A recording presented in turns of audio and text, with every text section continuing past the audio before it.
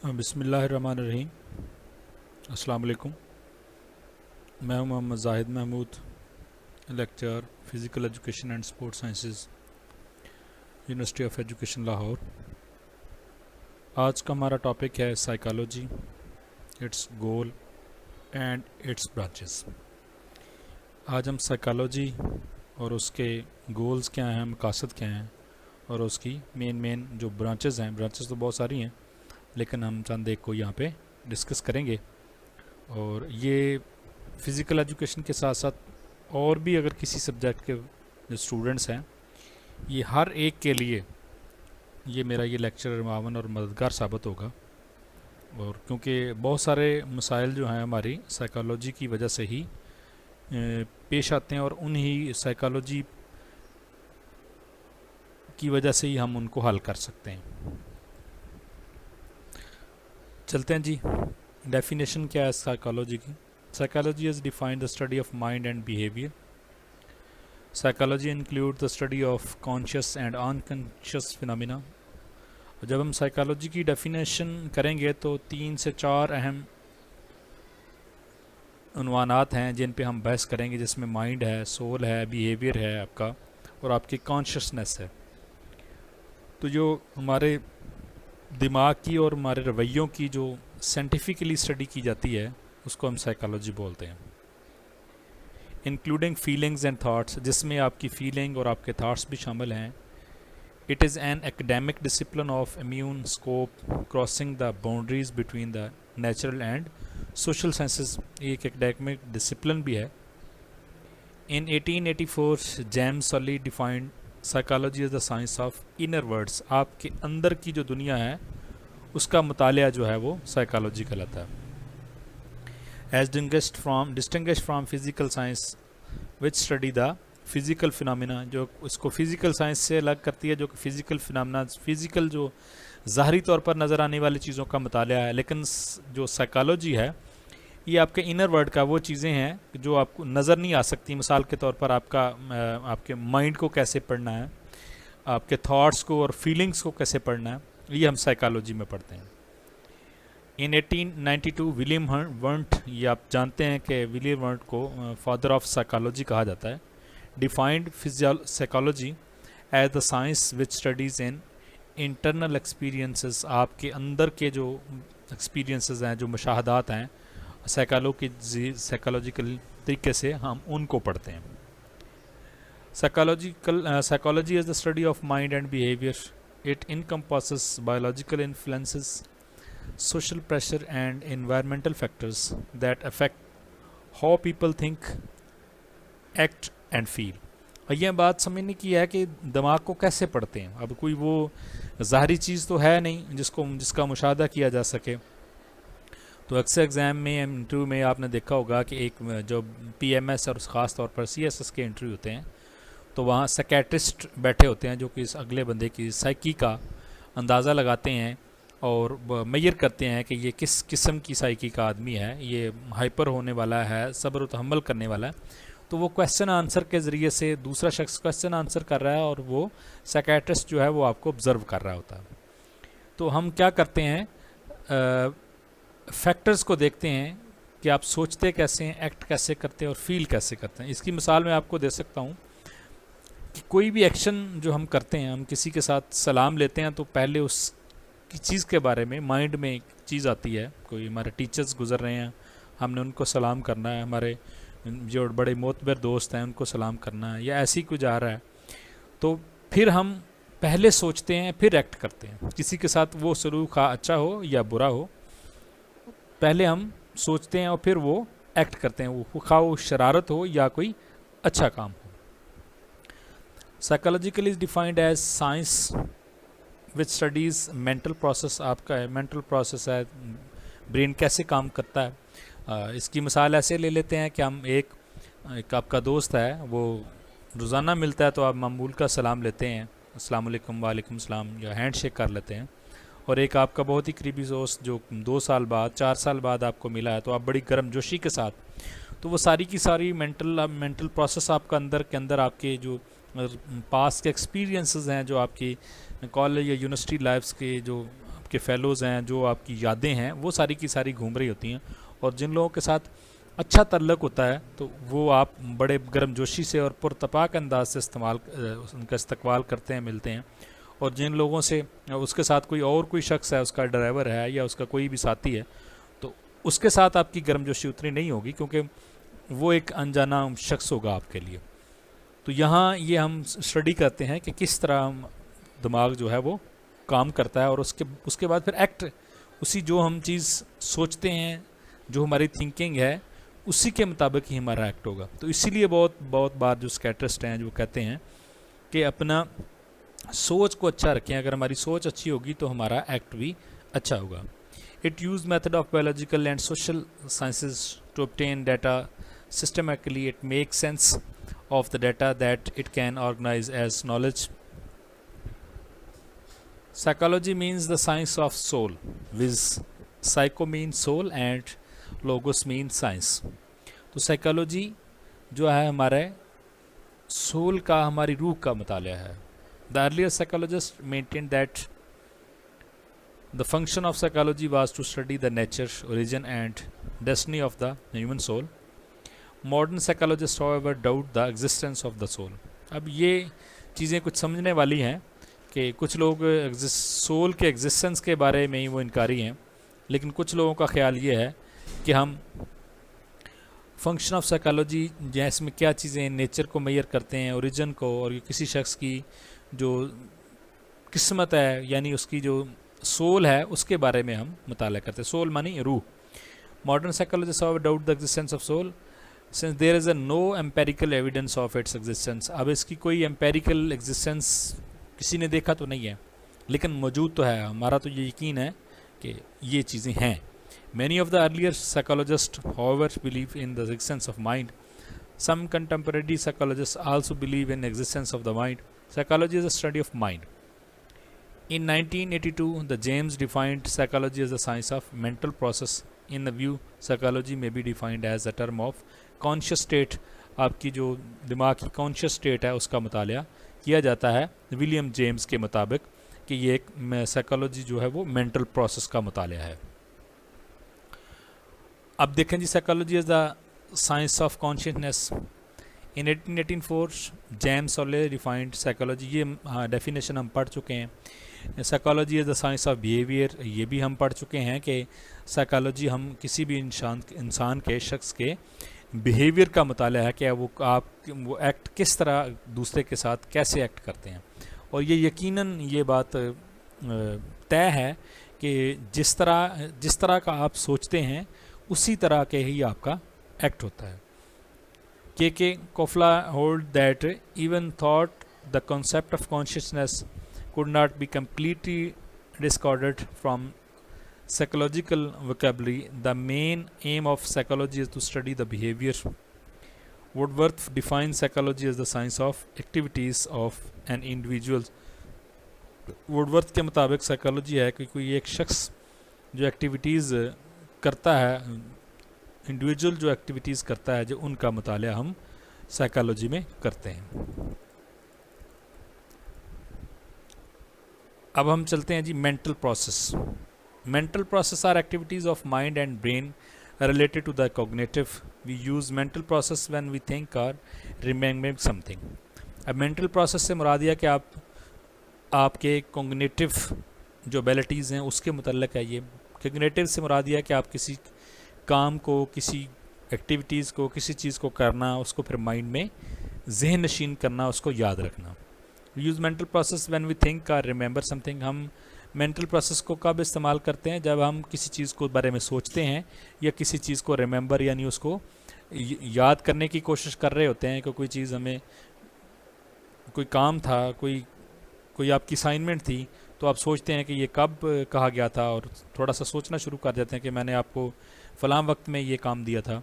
तो जब आप सोच में पढ़ते हैं, रिमेंबर करते हैं, तो हम फिर कॉग्निटिव एबिलिटी को इस्तेमाल करते हैं। आज सॉल्व द प्रॉब्लम, जब आप कोई मसला आपको दरपेश हो जाता है उसको आप सॉल्व करते हैं। However these mental activities are different from natural activities, तो they are mutually overlapping process. ज़ाहिर सी बात है फिज़िकल एक्टिविटीज़ और मेंटल एक्टिविटीज़ में या नेचुरल एक्टिविटीज़ में डिफरेंट है। नेचुरल एक्टिविटीज़ तो जो आप ज़ाहरी तौर पर कर रहे होते हैं, लेकिन जो मेंटल एक्टिविटीज़ है वो आप क्या सोच रहे हैं किसी दूसरे शख्स को नहीं पता होता।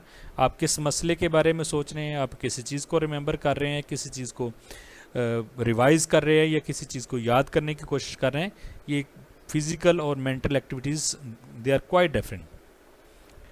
The mind emerge and involve our interaction and experiences. जो हमारा दिमाग है हमारे इंट्रैक्शन को, एक्सपीरियंस को इमर्ज करता है। In this world get dynamically organized in the form of system which is responsible for occurrence of various mental process। जिस तरह ये तमाम के तमाम हमारी जो एक्टिविटीज़ हैं, हमारे इंट्रैक्शन हैं, एक्सपीरियंसेस हैं, इसको दिमाग एक जगह पे एक सिस्टमेटिकली इकट्ठा करता है और उसके बाद फिर हमारा जो एक्ट होता है, बिहेवियर होता है दूसरों के साथ, वो उन तमाम की तमाम जो एक किस्म का कह लें कि दिमाग ने तमाम चीज़ों को इकट्ठा करके जो एक कंक्लूजन निकाला है तो उसके मुताबिक हम आगे एक्ट करते हैं। Mental process include reasoning, learning, thinking, problem solving, perception. अब मेंटल प्रोसेस में 4-5 चीज़ें हैं। रीजनिंग है, लॉजिक है, किसी चीज़ के बारे के को एक्सेप्ट और रिजेक्ट करने के लिए आप किसी को रीज़न देंगे, अगर उसको ब्रेन एक्सेप्ट करता है तो वो आपकी बात को तस्लीम करेगा विद रीजनिंग।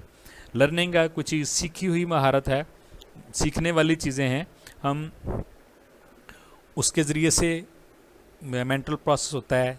थिंकिंग, आप सोचते हैं, सोचो विचार करते हैं, प्रॉब्लम सॉल्विंग करते हैं, ये तमाम की तमाम चीज़ें जो हैं ये मेंटल प्रोसेस का हिस्सा हैं। Experiences can be defined as the learning acquired through the everyday life situation.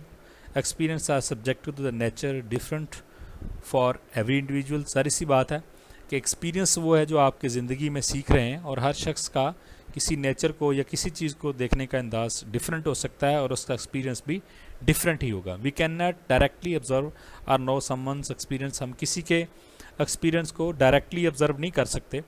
Only the experience person can aware of the conscious of her experience. जब मैंने पहले भी बात कर चुका हूँ कि एक्सपीरियंस पर्सन बैठे होते हैं जो साइकेट्रिस्ट हैं किसी भी जगह पे, जब आपको कहीं कितनी बहुत बड़ी ज़िम्मेदारी की पोस्ट दी जाती है, जिस तरह ये PMSCSS में आप शुरू में आप तहसील लेवल के ऑफिसर होते हो, फिर डिस्ट्रिक्ट लेवल के ऑफिसर्स होते हैं और बहुत ज़्यादा इख्तियारात आपके पास होते हैं, तो उसमें फिर देखा जाता है ख़ास तौर पे फिर फोर्सेस में जहाँ आपके पास असला एमुनेशन है तो वहाँ पे भी आपकी साइकी को बहुत ज़्यादा मेजर किया जाता है कि ये किस तरह का माइंडसेट का शख्स है। और जो एक्सपीरियंस लोग होते हैं वही सिर्फ जज कर सकते हैं, हर आदमी का काम नहीं है कि वो दूसरे की साइकी को पढ़ सके। Thus experience are embedded in the our awareness of consciousness। Experiences are influenced internal and external condition of the experiences। The nature of the experience can only be understood by analyze a complex set of internal and external condition। के वो complex set होता है जो internal और external condition का, उसको analyze करते हैं, उस पैमाने के ऊपर उनको जज करते हैं, तो फिर उसके बारे में कोई राय कायम कर सकते हैं। Experience are important because most of our learning is based on experience. Experience बहुत ही अहम जुज़्व है क्योंकि हमारी बहुत सारी जो लर्निंग है वो एक्सपीरियंस बेस ही है। Behaviours are responses are reactions we make activities we engage, e.g. one can feel that heart pounding before taking an examination। some behaviors such as thinking may be simple or complex, short or enduring। यहाँ behaviors responses जो हैं, reactions जो हैं, ये different activities हैं। मिसाल के तौर पर कि एग्ज़ाम से पहले किसी का जो दिल है वो ज़्यादा धड़कता है, कुछ लोग जो हैं वो ऐसा सोचते हैं, जो कॉम्प्लेक्स का शिकार हो जाते हैं, कुछ सिंपली सोचते हैं। One of the other hand some behaviours can be outwardly seen or sensed and are called overt। For example laughing, यानी कि कुछ लोग जो हैं उसको बिल्कुल भी नहीं लेते, ओवर्ट ज़्यादा मतलब ओवर क्लेवर हो जाते हैं बजाय इसके कि कुछ परेशान होते हैं और ये लाफिंग हंसना शुरू कर देते हैं। All behaviours can be explained on the basis of stimulus response related. यानी तमाम रिस्पॉन्सेज जो हैं, तमाम जो बिहेवियर हैं, हम उनको स्टिमुलस रिस्पॉन्स की बेस पे उनको मेजर कर सकते हैं। यानी कोई भी काम है, कोई हंसी है या खुशी है, उसके पीछे एक स्टिमुलस है, रिस्पॉन्स है। आपको अगर आपको गम मिला है, आपका बिहेवियर अच्छा नहीं है, तो उसके पीछे भी एक रीज़न है। अगर आप खुश हैं तो उसके पीछे भी कोई रीज़न है, जिसको कहते हैं stimulus response relation. Any behaviour overt or covert is associated with the triggered by the stimulus. ज़ाहिर सी बात है, जो हम कर चुके हैं कि हमारा जो ओवर्ट और कवर्ट बिहेवियर है, ये ट्रिजर्ड होता है स्टिमुलस के पीछे। Both stimulus and responses can be internal and external. ये इंटरनल भी हो सकते हैं, आपको कोई बैरूनी वजह भी हो सकती है। आपको बहुत गर्मी लग रही है, आप बैठे हो तो आपका रवैया ख़राब हो सकता है। आपके मतलब आपको पेन हो रही है सर में, और आपको ये एक इंटरनल फैक्टर है, आप किसी वजह से परेशान हैं, तो आपका फिर भी आपका रवैया जो है वो ओवर्ट हो सकता है। The same stimulus can be have different responses due to the organism variable. It emphasizes upon the an individual's unique and variation that make him different from others. हर इंसान, एक इंसान दूसरे इंसान से डिफरेंट है, और इसी तरह उसका जो उसके स्टिमुलस भी डिफरेंस हो सकते हैं, जो उसको दूसरे से डिफ़र करते हैं, उसको मतमीज़ करते हैं कि वो दूसरों से डिफरेंट है, और हर इंसान दूसरे से डिफरेंट है। अब the 4 goal of psychology. Psychology के कौन से 4 गोल हैं? Describe things is the something we do every single day with no conscious thought or effort, but describing in psychology has slightly different means that the describing we do in our everyday life. Describing is a problem, an issue or behavior is the first goal of the psychology. Describing जो है कि हमारा problem क्या है, हमारा issue क्या है, और रवैया सबसे पहले जो है साइकोलॉजी में ये बताता है हमारा मसला क्या है। Description help psychologist to distinguish between normal and abnormal behaviour. और ये डिस्क्रिप्शन से ही किसी शख्स के नॉर्मल या अब नॉर्मल रवैये के बारे में पता चल सकता है, and gain more accurate understanding and perspective on human and animal behaviour, action and thoughts. इससे हम एक्यूरेट मतलब सही मालूमात, अंडरस्टैंडिंग हासिल कर सकते हैं किसी इंसान के या जानवर के बिहेवियर के बारे में, उसके एक्शन के बारे में और उसके थॉट्स के बारे में। Explain, second goal is explain. Psychologists are very interested in being able to explain behavior rather than just being able to describe it. This helps in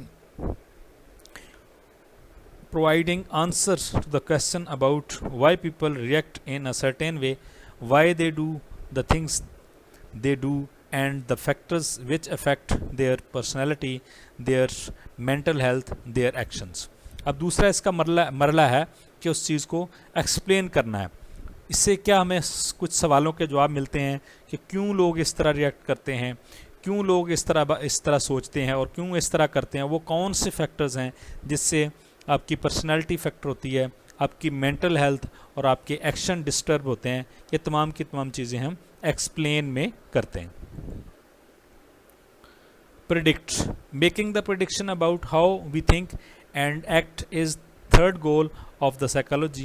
By looking at the past observed behaviors, describing and explaining, psychologists aim to predict how that behavior will appear in again in the future and whether other people might exhibit the same behavior. अब तीसरे हिस्से में पहले में हम describe और explanation करते हैं किसी बिहेवियर की, अब तीसरे में हम उसको प्रेडिक्ट करते हैं कि किस तरह how the behaviour will appear in future में, किस तरह ये बिहेवियर ज़ाहिर होंगे और किस तरह जो है कि लोग इन आदात को, इन बिहेवियर को छोड़ देंगे। Through the process of describing and explanation, psychologist are able to understanding the more about the thought, feeling and behaviour and contributing the factors. They can then use the knowledge to predict why, when and how those things might happen in future. यानी first of all हम explanation और describe में हम ये जान सकते हैं कि लोग किस तरह सोचते हैं, उनकी फीलिंग्स क्या हैं, उनके रवैये क्या हैं और उनको कौन कौन से फैक्टर जो हैं मुतासर करते हैं। प्रिडिक्ट का वैसे भी मानी होता है किसी के बारे में पेशन गोई करना, तो हम इस इल्म की बुनियाद पर हम प्रिडिक्ट कर सकते हैं कि वाई, क्यों, व्हेन, कब एंड हाउ और कैसे those things might be happening, और ये चीज़ें किस तरह मुस्तकबिल में आने वाले दिनों में हम उन प्रॉब्लम्स को, उन थाट्स को, उन फीलिंग्स को वो कैसे ज़ाहिर करेंगे। Number 4, change control.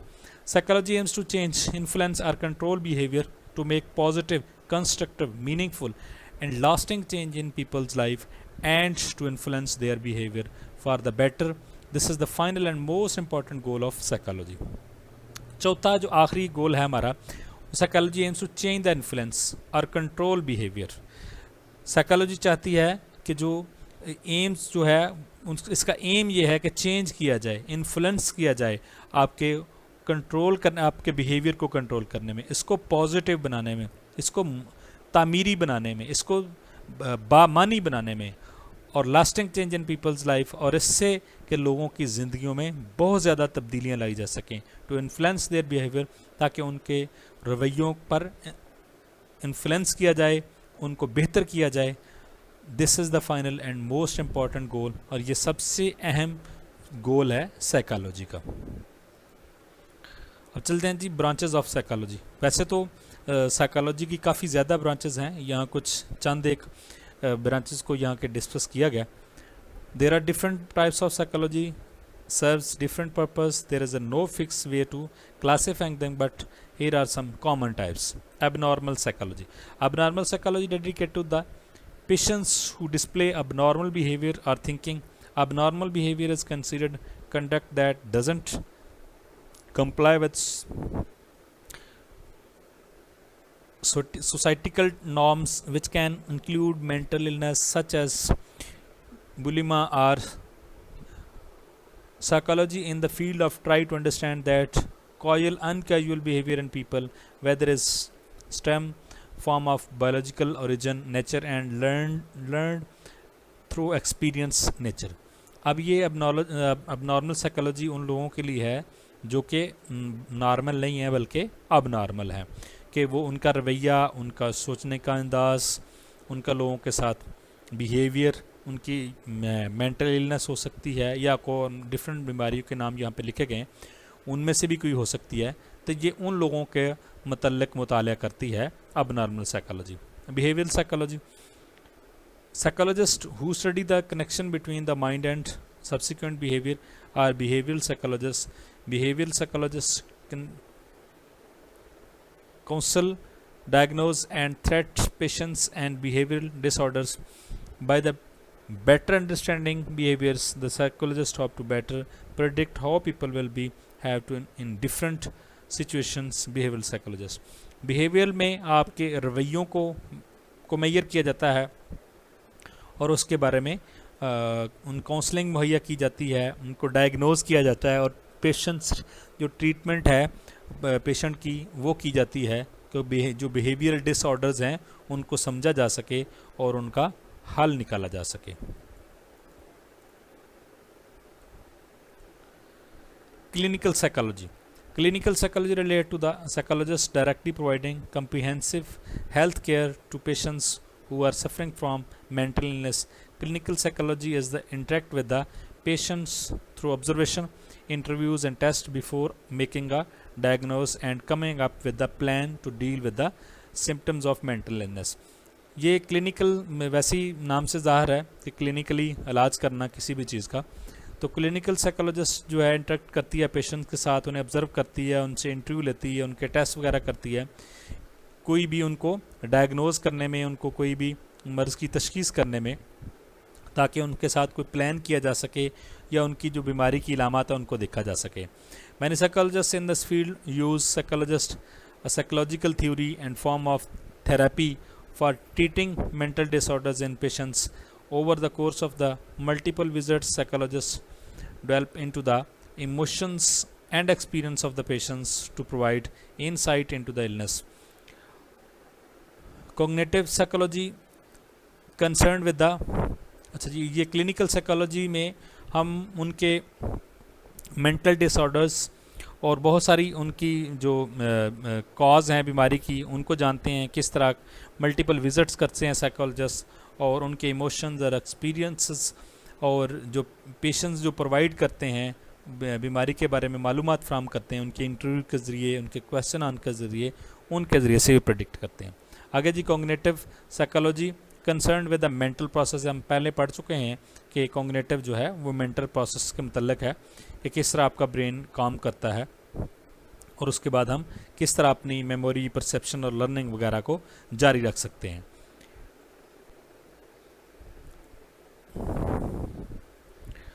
Educational psychology is study of that impact learning, including learning methods and how information is processed and observed, memory concepts,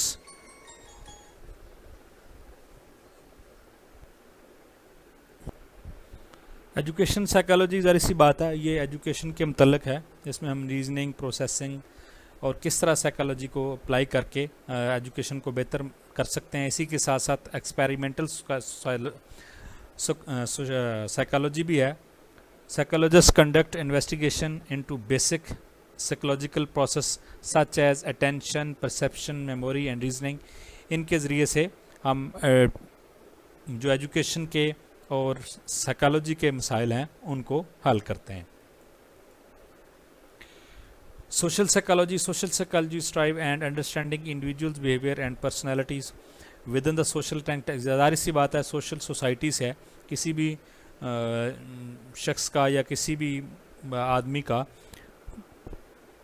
society में किस तरह का रवैया है, किस तरह का रोल है, और ये तमाम की तमाम सोशल साइकोलॉजिस्ट जो हैं इस सोशल साइकोलॉजी में इन चीज़ों को मेजर करते हैं कि कोई भी डिस्क्रिमिनेशन जो है उसको भी और इसका मुताला किया जाता है। Sports psychologist help athlete achieve optimal performance on the field. Psychologist industry subsets study how sports affect human psychology and vice versa. In applied setting, sports psychologists work with athlete from youth to adult, parents, coaches and more regarding injuries and rehabilitation, positive communication and team building. तो sports psychology के मतलब इंशाल्लाह मैं अलग से एक video record करूँगा, लेकिन यहाँ हम कुछ चीज़ें डिस्कस कर लेते हैं कि किस तरह ऑप्टिमल परफॉर्मेंस जो है वो साइकोलॉजी की वजह से हम हासिल कर सकते हैं। और साइकोलॉजी जो है उसमें हम अप्लाइड सेटिंग है कि किस तरह खिलाड़ियों को दूसरे के साथ काम करना है, टीम मैनेजमेंट, पेरेंट्स, कोचेज़, और जो इंजरीज़ हैं उनकी रिहेबिलिटेशन, उनको किस तरह से आपने दोबारा इंजरीज़ को ठीक होने के बाद खेल में आना है, पॉजिटिव कम्युनिकेशन कैसे करनी है और टीम बिल्डिंग कैसे करनी है, ये तमाम के तमाम स्पोर्ट्स साइकोलॉजी के ज़ेर असर डिस्कस करते हैं। और स्पोर्ट्स साइकोलॉजी और उसका खेल पे क्या असर हो, इंशाल्लाह नेक्स्ट वीडियो में मैं आपके लिए लेकर हाज़िर हूँगा। अस्सलाम वालेकुम।